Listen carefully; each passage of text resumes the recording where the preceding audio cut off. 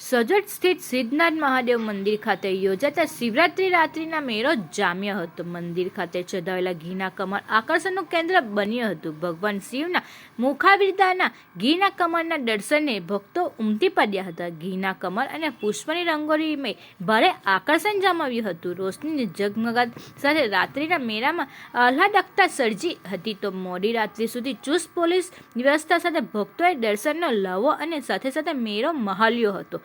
Drone camera વડે લેવાયેલા દ્રશ્યોમાં મેળોએ જૂનાગઢના ભાવનાથ મેળાની યાદો તાજી કરાવી હતી. અંકલેશ્વર તાલુકામાં સજોદ ગામમાં આવેલું સિદ્ધરુદ્ર મહાદેવનું મંદિર વર્ષો જૂનું મંદિર છે. ખૂબ પુરાણું મંદિર છે.